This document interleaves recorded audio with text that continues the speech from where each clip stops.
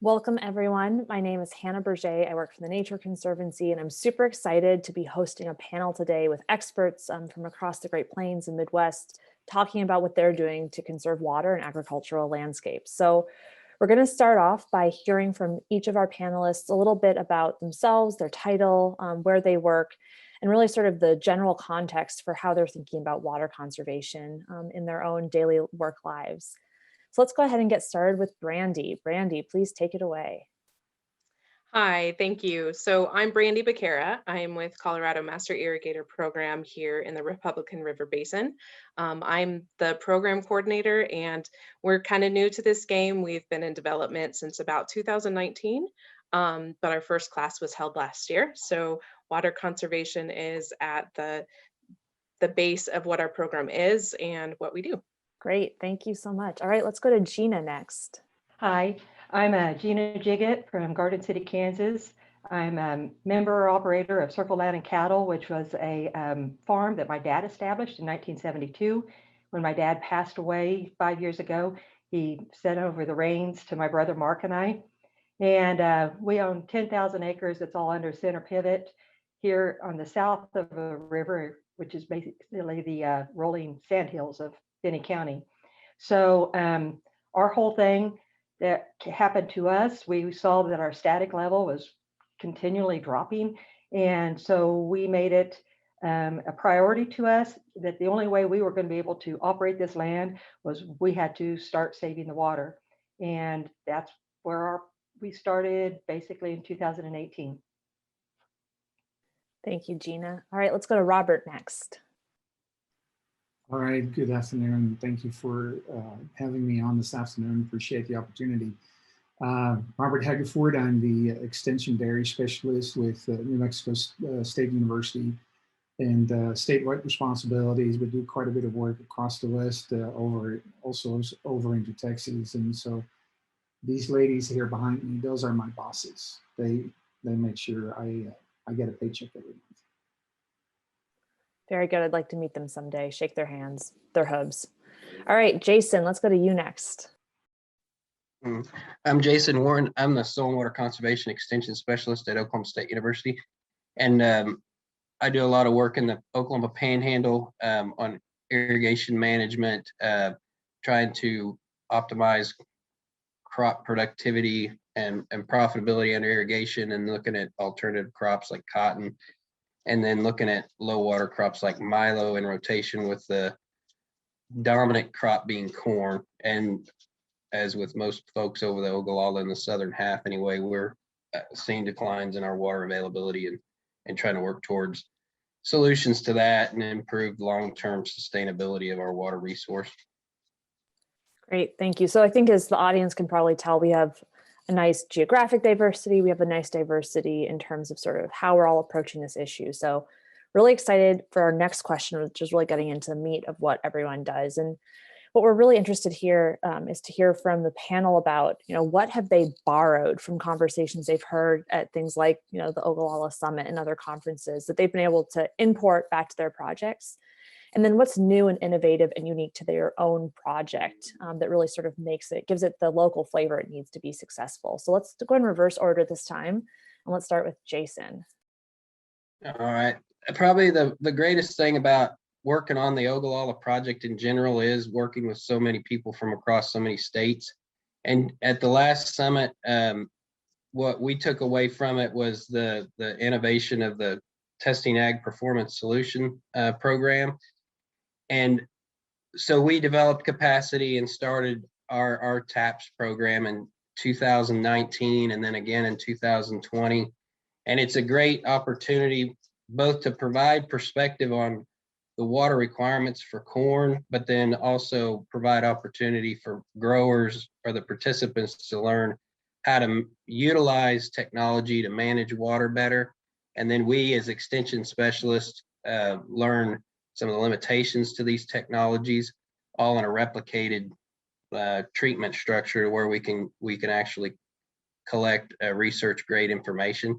And so we have that on corn. Last year we had a small cotton trial that was a TAPS project, and then next year we'll expand our cotton program, because cotton I'm really excited about cotton, but the challenge is getting a profitable cotton crop to the gin in our environment because of the limited heat units and things like that. So I'm really excited, looking forward in utilizing that TAPS to gain knowledge from multiple people on how we might grow cotton instead of just simply having to make up our own treatment structures on traditional agronomic studies. Thanks. That's so interesting, especially because I love how, the TAPS model, the Testing Agricultural Performance Solutions model, really came from Nebraska, where, I do a lot of my work. And it's been so cool to see how groups like yours have taken that model and said, yes, we can copy paste it and put it down, but some things have to be tweaked. Or asking, slightly different questions. And I just think it's a beautiful way to sort of use a tested model to do something new. So it's really cool to hear that being exported. Yep. All right, let's go to Robert next. Very good. So what I'm going to do is I'm going to actually put a slide up right behind me to kind of guide me through this and make myself go away.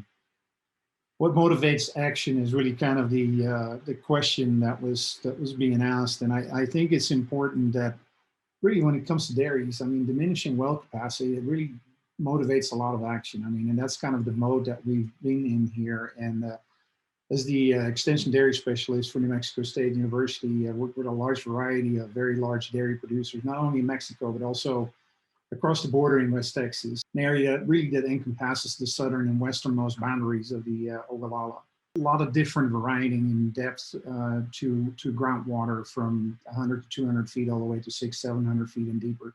In contrast, I also work in some areas with surface water, so I'm able to contrast the two in regards to opportunities for dairy and feed production on the dairy. I think it's important to realize that dairy, what that is concerned, is the number one economic driver, contributing almost $5 billion to the state's bottom line. Very important from an agricultural and economic perspective. So diminishing well capacity, we're talking about, of course, drinking water and facility water.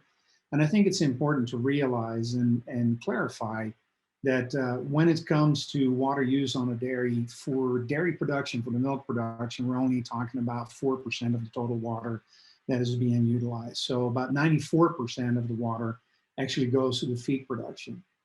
And with diminishing well capacities, more and more of that crop production is shifting to either alternate crops or more drought-resistant crops, GMO crops that are being utilized. And a lot of research at the Ag Science Center in Clovis, New Mexico, where I work, a lot of research is being done to the applicability of those crops, how those work, what the parameters are. And then what we're seeing also is some of the crops may be starting to be produced elsewhere with diminishing water tables and being hauled in. Of course, you don't want to haul in silage because that is too wet, but maybe hay. And so I think that is really what motivates action on a dairy in short term. That's shorter or lower diminished well capacity. That's great. Thank you so much. And I really appreciate what you said about how the fact that farmers still need to make a living despite all of this. And that's one thing we come across a lot in our work in Nebraska with the Nature Conservancy. I used to sort of have this model that farmers were just trying to optimize for money and to stay in business. And now I realize that farmers are optimizing to continue being farmers, right? Most farmers love the lifestyle. They love taking care of the land. But you can't ignore, being financially responsible and making a living, which is harder and harder, So I really appreciate that perspective so much. All right, let's go to Gina next. Okay, well, I think I'm the only producer on the panel.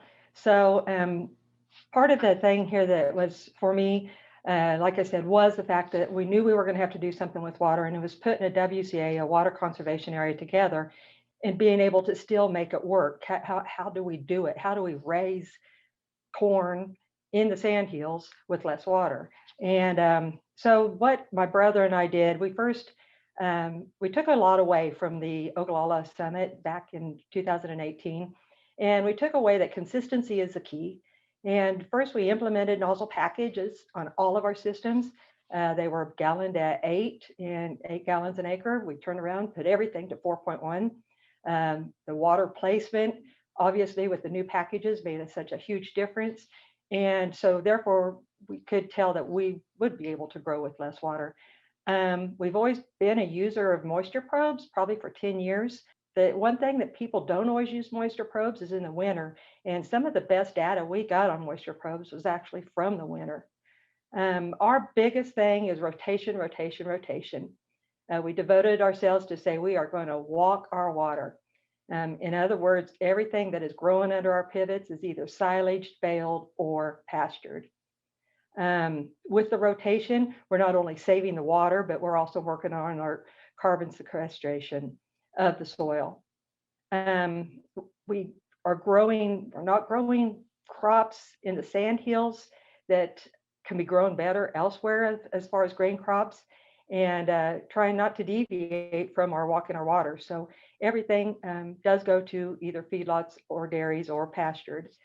It's one of the irritating things to me, and whatever that I get upset with other farmers, because right now we are one of the only farmers south of the river to have a WCA, and is the fact of change. Well, my dad farmed this way for this many years. This is what we're going to do. And change is imperative. I mean, we can't keep farming like our dad did 5 years or more and remain sustainable to the land, or much less the groundwater that, by the way, is a shared resource.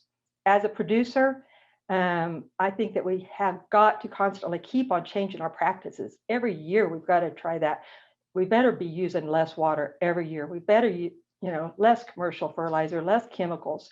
And not only for our soil, but is the fact that I'm growing all this feed for cattle, and whether it's cattle going to beef or cattle going to dairy, those industries try very, very, very hard to feed the world, and we got to be right beside them.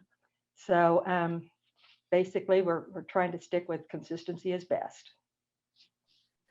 Thank you so much. And I feel like this is, for most of us, and I think for most panelists, like, hearing that producers are attending these events and they're coming up with ideas and they're hearing about things that they can use on their operations. I think that's what we're all doing it for. And that's so rewarding.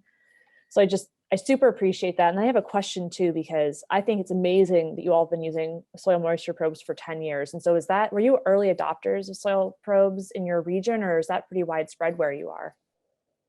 No, actually, my brother started doing it on his alfalfa circles when he was up at Husker Days, and ran into someone doing that. And so, yeah, we were actually had to get the probes out of the Nebraska area when we very first started. And we've tried several different brands. There's some better and some not. Some get service, some doesn't. But I still find the most interesting data is just like this dry winter, and you go look at the probes and it's not as bad as you think. That's why, Gina, I have so many more questions for you, but I'm going to get to Brandi next. And then if we have time, I think everyone will probably have another question for you or two. All right, Brandi, on to you. So again, I'll just remind the audience of the question, which is, when you're involved in all of these sort of different groups, and I think this is a really good question for your program specifically, like, what do you borrow from other places? And then what do you innovate locally to sort of make it yours? I guess I just kind of want to start by saying, really, the how Colorado Master Irrigator was built was by borrowing an idea that we learned from the 2018 Ogallala Summit when we went to Garden City, Kansas. While there, Steve Walthauer from the North Plains Groundwater Conservation District in Dumas, Texas, he discussed their program, Master Irrigator, that they had held in Texas, and we loved it. And so myself and a group of others from our area traveled down to Dumas, and Steve and his staff were amazing. They were really great, and they shared in very great detail how they put together their program, right down to giving us each binders, that kind of guided us step by step on through it. So some of the things that we've borrowed is, we use their ideas of developing a project advisory committee.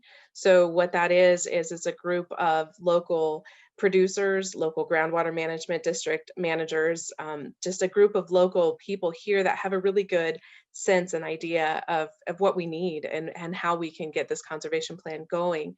And we hosted 25 participants, just like the Texas program did, for a total of 32 hours, including economics in each of the 4 sessions, and really encouraging peer-to-peer interactions and discussions, because that's, you know, a lot of times we look at what our neighbor is doing and we see what our neighbor is doing and we duplicate it, but we don't have those one-on-one discussions to find out why and how.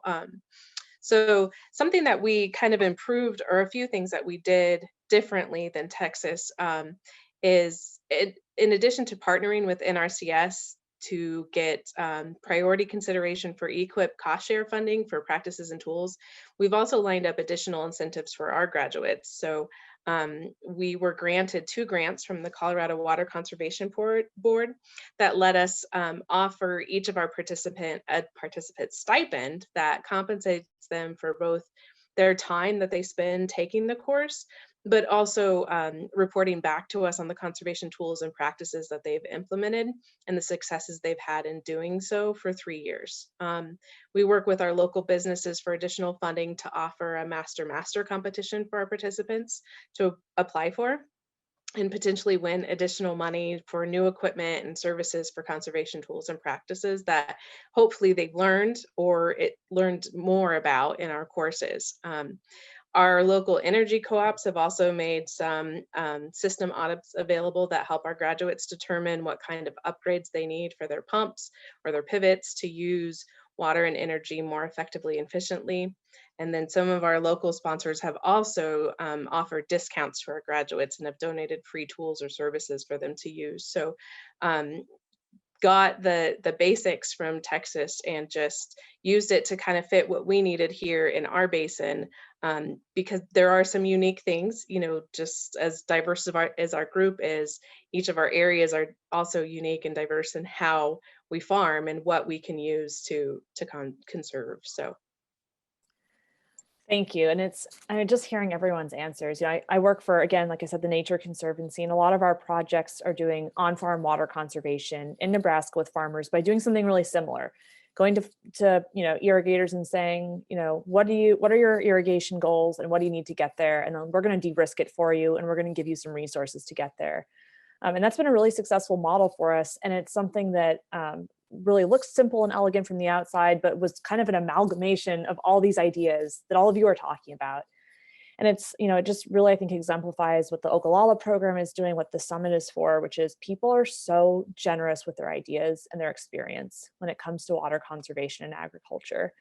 I've never gone to a meeting where people aren't willing to share and talk about their experience. And I just feel like, you know, the change, sometimes we feel like the change has to happen really in a, you know, big, obvious way, but you know, just hearing all of you talk, it's clear to me that it's happening through these local networks, right? And everyone talking and sharing. So I appreciate all of you sharing your knowledge. It's really wonderful. And my one final question to all of you is, if you can think of one thing that you have seen locally or that you're doing that you think, wow, if more people knew about this, it could really change things.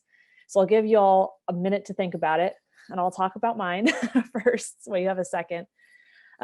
For us in Nebraska, it really is, I think, something that Brandi touched on, which is peer-to-peer learning. So when we have a farmer have a successful experience using new equipment in one of our projects, them telling their neighbor is much more powerful than me, Hannah, from the Nature Conservancy telling their neighbor. And that can just be really, really meaningful. And so we might only touch 50 farmers in our projects, but if we can give them an experience and some you know, ideas that they can spread elsewhere, that's, I think, really where we get our big impact. So I'm going to pause there. We're going to go in reverse order. So we're going to start with Jason this time. One thing that you've seen locally that you would really sort of just want to shout from the rooftops for other folks to know about. Well, I think I've been working out in the Panhandle for 11 years now, and probably in the last 3 or 4 years, you really started to see a acceptance of the need to do something to conserve water. And, you know, it varies from person to person, but there is a general understanding that we need to do things to maintain the long-term viability of our aquifer. And we're getting new people, different people to meetings. We're having a master irrigator program. We had 80,000 acres at our master irrigators program this year. And just to see the guys' interest in trying new things to improve the situation is what I would say. Thank you. I love that. All right, Robert.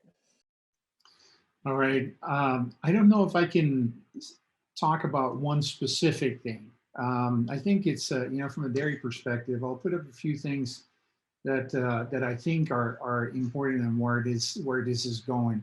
You know, there's two sides, of course. I talked about the dairy side, which does not use the majority of the water. The feed production side does, but you know, we're going to continue to reduce our water footprint. You know, I think it's important to realize that cows do extremely well in the dry desert climates of the Southwest, like New Mexico, West Texas, and in this area. And so I believe that cows are here to stay. I do see that producers are maybe trying to grow some crops elsewhere as water is becoming more of a limiting factor. But what, you know, when it comes to the cows, use all available technologies to increase efficiency and sustainability. I mean, you know, anything that comes to the table that can help with that and reduce that amount of water that's being utilized is helpful, including the use of technology for water for heat abatement, increasing cow comfort, making sure that the drinking water that the cows get is of the highest quality, so that's not a limiting factor in production. Things that producers have been working on with some of their consultants is you know, adjusting to new paradigms, shutting off the flush instead of flushing scraping alleys, hose sizes instead of just letting water run, maybe increasing the pressure and reducing the volume for cleaning purposes, recycling that same gallon of water. First being utilized for cooling, for milk, after that for cleaning equipment inside the parlor, and after that maybe for cleaning outside the parlor. And ultimately that same gallon of water is then again used for irrigation purposes. So, you know, using that same water 3 or 4 times. And like I said, maybe transport the nutrients out and grow some of the forages elsewhere. That is another one of those areas where I start seeing some of that.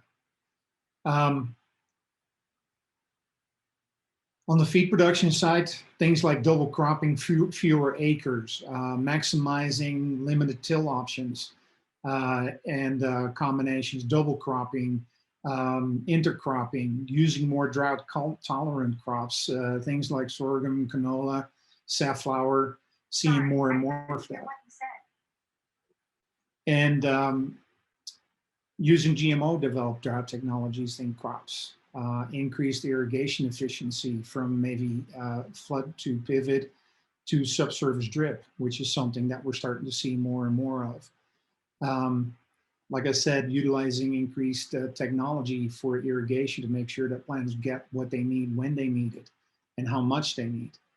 And so a lot of those different things are technologies that I see that farmers and dairy producers, either themselves or their neighbors, are utilizing more and more. And in order to come up with a package of technologies instead of maybe then just one technology that at the end of the day is going to help, you know, save some of that water and make that water go longer, right? That's great. Yeah, it's using all of the technologies we have, right? I think, you know, some people are skeptical about, you know, techno optimism and that technology can solve everything. But I mean, there's so much that we can get done, right? There's so much more efficiencies that we can sort of gain from using the right practices and the right tools. But yeah, that's, I think, really wonderful. All right, Gina, on to you. I think my biggest thing is the fact, again, as a producer, is on like our WCA, we took some ideas of what happens in like Nebraska. And so we said we're going to take 25% off of our allocated water, and we would always farm underneath that. And we've done that. And anything that we did less than that 25%, we banked for the next year. And we did it in a 5-year increment. And so far to date, I think it's right at 1,800 acre feet that we have banked that we've done far and better, even including after last year. The other one thing I would want to say is, I know we haven't heard on our alfalfa yields are the same. We're not, I mean, it has not hurt. Again, placement was a lot of it, being a little bit smarter when you water it, telemetry. I mean, you can use that in so many different ways. I don't feel that our yield's been hurting, and that's what everybody thinks. They say, you know, my gosh, I have to have 272 acre feet to grow a corn crop. Well, you don't. And I think that's the biggest thing I would take away. That's great. Thank you, Gina. All right, Brandi. So I'm a little bit like Robert. I can't pick just one, but I kind of have, a mix of everything that has already been said is, so out in our basin, in the Republican River Basin, we're on the very eastern side. We're on the edge of the Ogallala Aquifer. So, it's drying up really fast. And yet in around 7,000 square miles, we have about 4,000 high capacity wells. So when you do the math on that, there's not a lot of space in between wells. Like Gina said earlier, we're sharing this groundwater. So something that I think is very important to kind of go back to what Gina said is using less doesn't necessarily mean lower yields. It doesn't necessarily mean lower profits. It doesn't necessarily mean you have to just stop doing what you've been doing for years.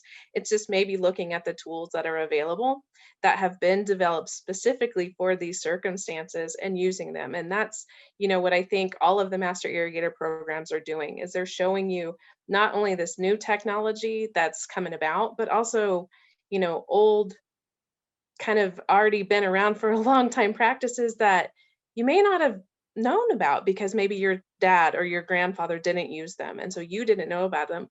One thing that I love hearing from one of our 2020 graduates is that, well, a couple of them, I'm sorry. One of them went home and said, I'd never done this practice because like I just said, my grandfather never did it. So I learned more in the first day of sitting through Colorado Master Irrigator than I've learned in the past, I think he said 5 years of farming on his own, which I just thought was amazing, right? And then another one, and one of our Master competition winners, he said, I knew as soon as hearing this discussion, and it was from a local irrigation company talking about the just kind of the audits that we discussed, the energy audits and stuff, like how you can just go through your current equipment and look and see how you can be more efficient with it. And he said, right away, I knew I could go home and save $10,000 with one change. So I think that's one of the biggest things that I just kind of want to shout from the rooftop. It doesn't have to be this big, completely overhaul of all of your equipment and everything. It can be one tiny change that can save you a ton of water and a ton of money in the long run and not sacrifice your profits, not sacrifice your crops. And I think the more we can get that message out, the more people would be willing to conserve, because sometimes that word conserve is scary. and I just wish that, it didn't have such negative connotations all the time. So I'll stop babbling before I make it worse. No, that was wonderful. Thank you. Thank you all. Let's pause for a minute to give some video editing room. If we have room, we're also going to add this question in. So I'm just going to ask one more round robin question and it will be added. And if we don't have room, then it will be chopped off and we'll record the ending in a little bit. And so the last question I have for all of you is in one sentence max. What are your feelings about the future of water conservation? We'll give you a second. Mine is cautiously optimistic and hopeful. Right, let's go in random order this time. Let's start with Jason. I think there's tremendous opportunity. Perfect. Brandi. I'm going to mix kind of what the both of you said. I am very optimistic about the change that's going to happen. I think it's going to be huge. Robert. I think a lot of good things are already happening, and keeping that in the hands of producers, I think is really important.